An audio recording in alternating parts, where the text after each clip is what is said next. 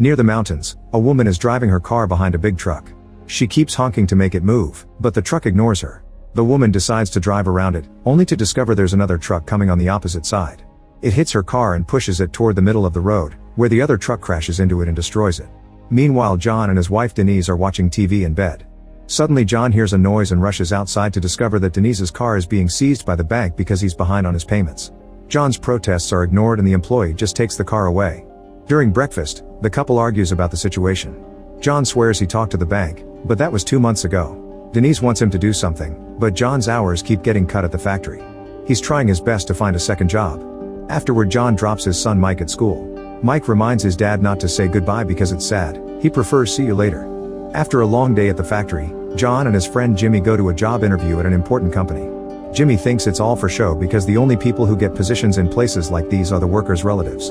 The manager is very impressed by John's resume, but just like Jimmy predicted, he turns John down for being overqualified. On Sunday, the family goes to Mike's baseball game. Everyone is having a great time when suddenly, Mike feels dizzy and collapses. His parents rush to his side, but Mike is non-responsive. At the hospital, the doctors immediately give Mike a mask to help him breathe. Denise is losing her mind, so a nurse takes the parents aside to make them fill out the paperwork so the doctors can work in peace. Later, the doctor explains that Mike's blood pressure is low and it continues to drop. He'll have heart failure. The couple is then taken to an office to have a meeting with Director Rebecca and Dr. Turner, the head of cardiology. Turner shows them x-rays comparing a normal child's heart and Mike's, pointing out the septal defects that have caused Mike's heart to be 3 times larger than normal. This means he's not getting enough blood pumped and it backs up in the lungs.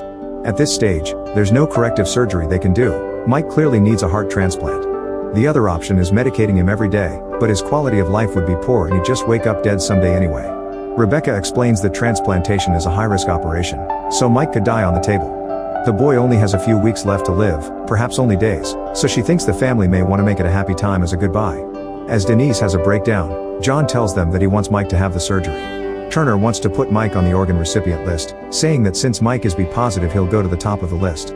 However, Rebecca stops him, pointing out that first they need to discuss payment. John reminds her he has insurance, but Rebecca has already checked and his policy doesn't cover procedures of this magnitude. Denise doesn't have benefits at her job, and the couple doesn't own their home or other investments.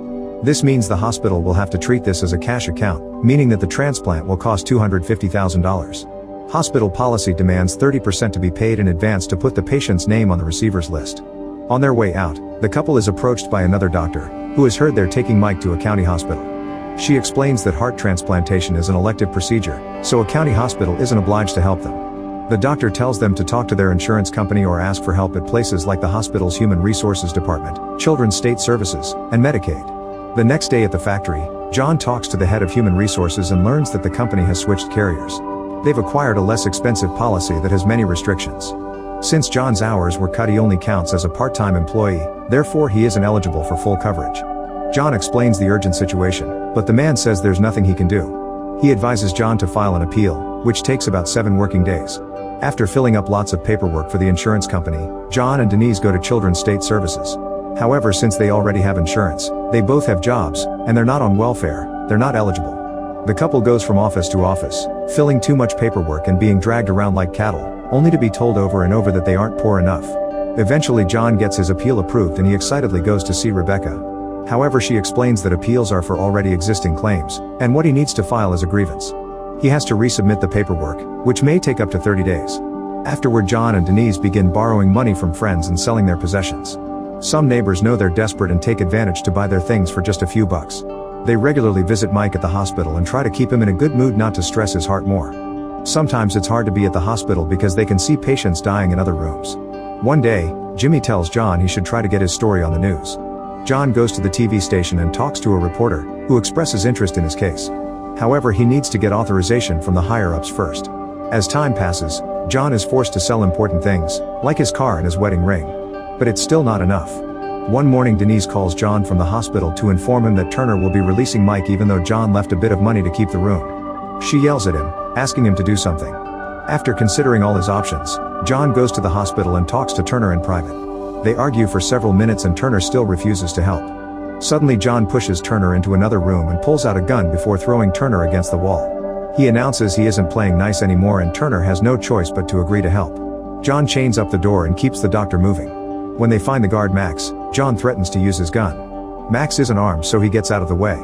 After chaining up another door, they go to the main area and everyone immediately panics when they see that John has a gun. The crowd runs to leave the room, so John rushes to close the door before losing everyone. There are a few hostages who are patients with an urgent need for attention, so John asks a doctor to take care of them. Next, John destroys a security camera and forces Max to kill the power on all elevators. The guard in the surveillance room notices this and calls the cops. When the phone rings, John takes the call and tells the person that the hospital is closed for repairs, so they should go to another place. Lots of people in the waiting room keep complaining and asking for medical attention, not to mention a baby keeps crying. John doesn't know how to convince them to be patient. At that moment, an ambulance arrives with a patient in critical condition because he got shot.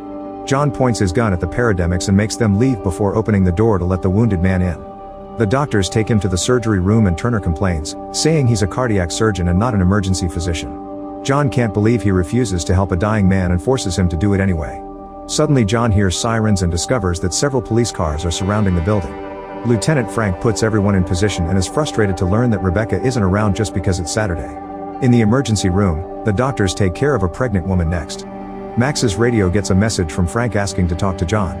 As soon as John takes the radio, Frank uses all his negotiation techniques, trying to seem friendly and helpful.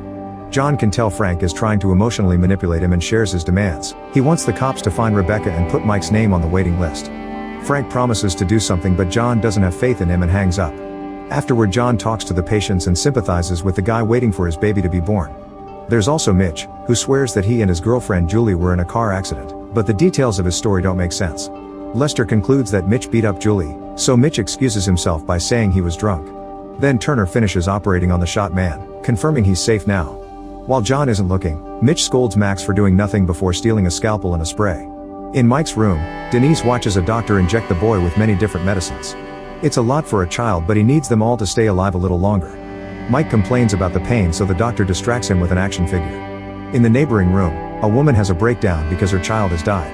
A crowd gathers outside the hospital, full of curious civilians and reporters who want to interview the cops. Chief Gus arrives and has an argument with Frank for not taking care of this faster. Gus gets a call from the mayor and promises to meet him soon. In the emergency room, John lets all the hostages have a snack from the machines. He wonders why Mike's problem wasn't found sooner, since he had checkups every year since he was born. A doctor reveals that the insurance companies bribe doctors not to run tests to keep costs down. Turner tries to play dumb, but the other doctor keeps going, explaining that the law only expects them to stabilize patients. Anything else isn't obligatory, so the staff is off the hook. The patients complain about the system and yell at Turner, who tries to remind them that John is the one with the gun to get them off his back. When John tries to make a call, he discovers that the lines have been intercepted, and no matter the number he uses, Frank will always pick up. Frank swears he's working on the list but wants John to let a few patients go as a sign of good faith. As Rebecca arrives and tells Frank about Mike's situation, a doctor tells John that the pregnant woman needs to be moved. This makes John agree to let some hostages go, but in exchange he wants results in an hour or he'll start shooting people. Then John announces that the pregnant woman and the mother with the baby can leave. Mitch insults a patient as a distraction, and when John comes closer to calm them down, Mitch uses the spray on his eyes before stabbing his shoulder with the scalpel. John headbutts him twice before they start fighting over the gun, which falls to the floor. Mitch asks Julie to grab it and shoot John, however Julie picks up the spray instead and uses it on Mitch's eyes before kicking him several times, crying as she complains about the way he beat her up. She even kicks him in the groin before announcing she won't be his Barbie anymore and taking off her wig. Everyone celebrates her bravery while John rushes to take the gun and borrows some handcuffs from Max. After cuffing Mitch to the radiator, John lets the mother with the baby and the pregnant woman with her husband leave. The crowd celebrates while the reporter who John visited the other day covers the incident, making sure to talk about Mike's situation. While the freed hostages tell the reporters that John treated them well, a news team realizes that the cops have access to the cameras in the hospital. Meanwhile, Gus and an officer try to talk to Rebecca. She doesn't show any guilt at all and explains that lots of parents go crazy like this every day. There's nothing she can do to change the rules. If people don't like it, they have to talk to the congressman. The officer points out that they could tell John that Mike is on the list without actually doing it.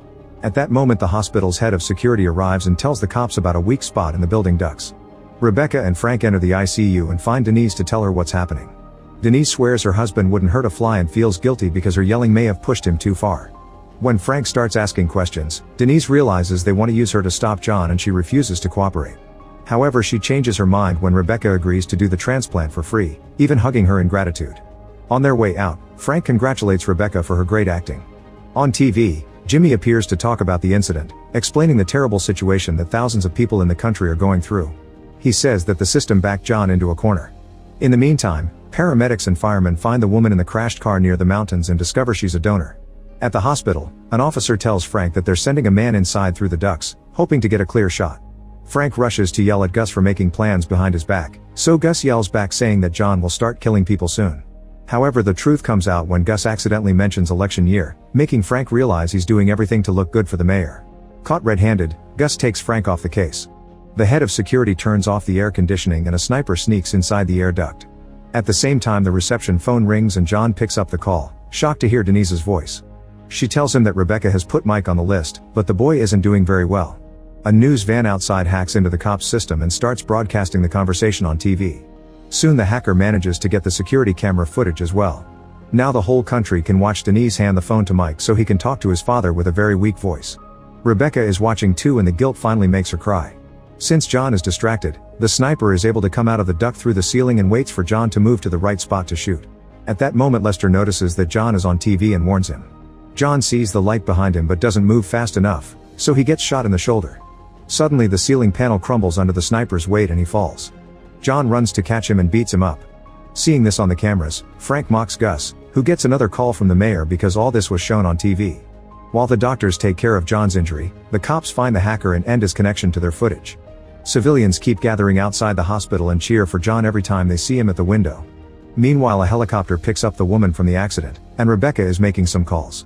John demands to talk to Frank, so Gus has no choice but to send him to the door. Then John comes with the sniper, who has been tied up and left in his underwear. He calls the cops out for lying and demands to see Mike, ignoring all of Frank's attempts to negotiate. If he gets Mike, then he'll let the sniper go. Since the crowd is on John's side, Gus and Frank give in to social pressure and agree to bring Mike over. The cops have to hold Denise back while the boy is taken from ICU to the emergency area. As soon as the stretcher is inside, John releases the sniper. After a checkup, Turner explains that Mike's heart rate is too low, so he needs a new heart or he'll die in the next few hours. John volunteers to self-delete so Mike can have his heart, but Turner refuses to do the transplant because dozens of tests are needed first to confirm compatibility. Without those, the risk is too high. Some of the hostages think John is being very noble while others think Mike wouldn't be happy to have his heart like this and say that John needs to let go. When John gets the gun ready, Turner realizes he can't let a heart go to waste and agrees to operate. In another hospital, the doctors are harvesting the organs of the woman from the car crash and confirm her blood type is B positive. Soon Rebecca gets a fax telling her of a potential donor and runs to find Denise. John finishes writing his will and needs 2 witnesses to sign it. Mitch and Lester refuse, saying they aren't going to support self-deletion. When John points out that signing will get their freedom faster, Max and Julie cooperate. The doctors get Mike ready for surgery, but first a crying John shares a few words with his son, reminding him to always be kind and good. Afterward, John takes out his gun and a bullet from his pocket, revealing that his weapon was empty the whole time and he never planned to hurt anybody. John gets ready to shoot, but he fails because the safety is on. He's about to try again when suddenly Denise contacts him on the radio, which he turns off. A desperate Denise runs to the door and screams. Minutes later, the helicopter arrives with the heart and 4 hostages are released, followed by John, who immediately gets arrested. Gus drives away with his prisoner, but Frank notices it's actually Lester wearing John's clothes. He laughs and lets them go. Inside, John and Denise are watching the surgery. Frank comes in but waits until the transplant is confirmed to be successful before arresting John. For the next few days, all TV and radio shows continue to discuss the incident, calling out the system for causing this in the first place. 3 months later, the long trial is finally over and the jury finds John guilty of only 2 of 3 charges. The sentence will probably be 3 to 5 years, but good behavior will probably get him down to 2. John hugs Denise and tells Mike to take care of the family. Mike says goodbye to him, but John replies with "see you later." On his way out, Lester tells John that he's his hero and Mike thanks him for what he did as he's taken away.